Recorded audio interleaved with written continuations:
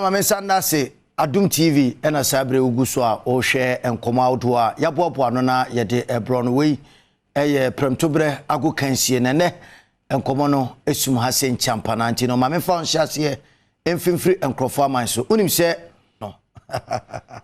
adodu ha no wa home so se Asempa FM unim se mother of all stations, all talk all day na ya Kasee be ya ne yaye ama na efe eti ene ultimate sports morning show no ya di friko na baye Ghana fo nyina kwadwo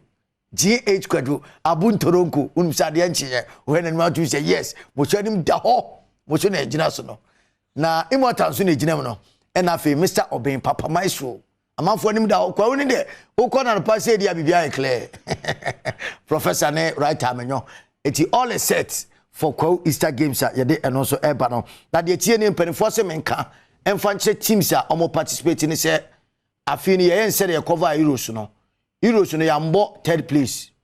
etu ye community na oba na wom na de ube wi abegbo third place and patcho ye mbo third place professor Kanu so ni siwonti ni nyina ho nema ko ho nyina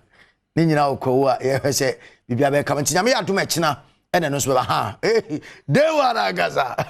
minister of aware ena oba so enche ye no ese waware fresh one waware enche kura yes they were never no person di chiro sesen yo wi ase pa de enti baby girl mama face ya china ye nyina afiri aye sa kokwawu